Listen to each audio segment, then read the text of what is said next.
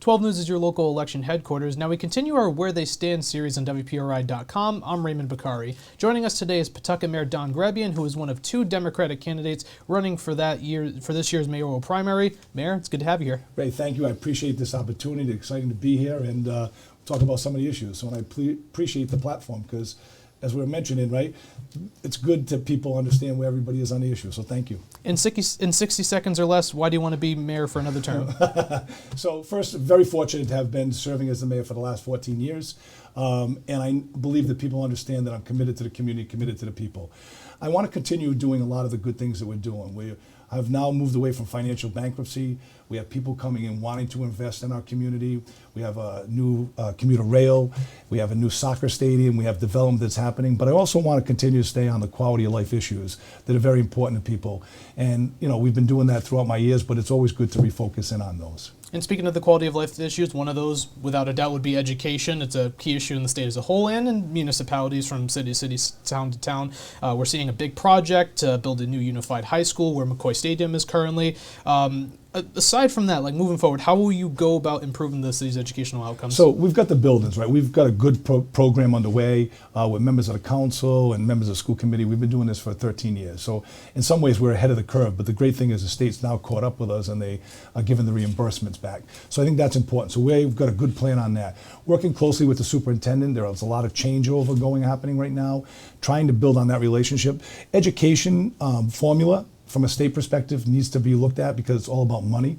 It's all about finance, and we've been very fortunate in Pawtucket where we've got a lot of state aid that's come in because of our diverse community and because of the advocacy from a lot of the elected officials.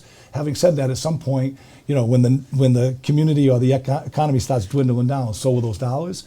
So I've been talking closely with the superintendent, and we're going to be bringing some folks in to really take a look at what the needs are, almost like a SWOT kind of analysis. So I think that that's important, making sure that those educational dollars are going back into the programs. And last but not least, you think about how with COVID has changed the world, right? There's so many social and emotional and support that's needed in the schools, and I don't think the schools as a whole, not just Pawtucket, have caught up to that need. And aside from the new unified high school that's being built, there's another big project that's getting buzz in the city, and that's the soccer stadium where Rhode Island FC will end up playing once that's built. But I want to focus more so on the part we don't know as much about, and that's the housing units that's going to be across the river. So what will you do in your capacity to ensure that part of the project ends up happening? So just quickly, we have timelines in place. We have till September. The group has till September to put a proposal forward. And we're looking at doing some affordable mixed-use retail, parking on that side. For Pawtucket, that's where the value comes in.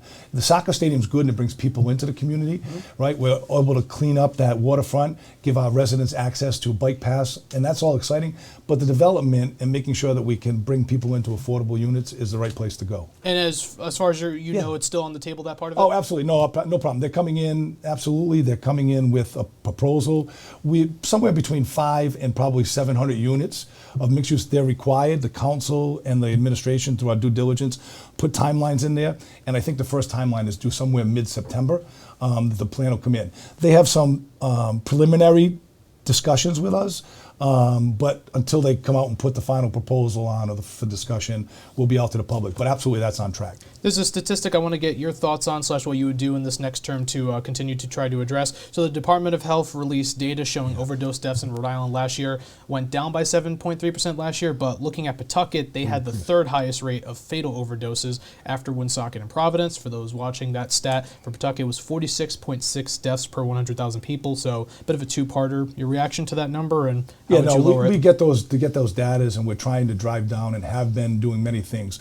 We've created safe stations under my former public health and equity leader, Elizabeth Marrera, who is still out in the community in Liz and Hesk and doing great work. We've created those safe stations. All police cars all have the Narcan, right? The basic. We're forming partnerships with a lot of the nonprofits and those in the community. We had part of the settlement, the opioid settlement, we had about $1.8 million to invest. It's going out into different programs, so we're focusing more on that. But like I said, we're way behind on those, right? Any deaths are horrible. What can we do to prevent them? And I think that becomes partnering with the state and being more preventative. But we're focused in on that. That is part of quality of life, is we worry about trash, we worry about people's security and safety, but also their health and their decisions. So for my final question, I want to talk about the Office of Mayor itself. Yeah. It doesn't have term limits. They're up on the ballot every 2 years, no term limits, meaning for those watching, whoever's in mayor, they can continue to run so long as they keep getting elected. There are more and more cities and towns embracing term limits: Providence, Johnston, Central Falls, Cumberland. Do you favor term limits for Mayor of Pawtucket? So it's funny, as I sit here going into my 8th year, and hopefully the people will elect me, you sit here and you go, oh, maybe I don't want term limits. But no, all honesty, through charter review commissions, I've advocated many years with the charter review in front of the council to do 4-year terms. I think people need, especially where we came in, where financially and potentially a state takeover. So like the first 4 years, we're trying to get our house in order, our finance, we inherited it. So I think at least 2 to 3 4-year terms is enough, should be enough if we go that way. But the people in Pawtucket have always wanted it 2 years. So as long as it stays 2 years and people think I'm doing the right things, and I'll continue to run for re-election. That's all the questions I had, Mayor. I want to thank you for giving us your time for this. Yeah, I appreciate it. It's a great opportunity. I look forward to doing one maybe before the November as well. So thank you. Sounds good. And thank you for tuning into this edition of Where They Stand. Remember, 12 News is your local election headquarters. We have other candidate interviews as well as a voter guide available on WPRI.com. For now, Raymond Bakari, 12 News.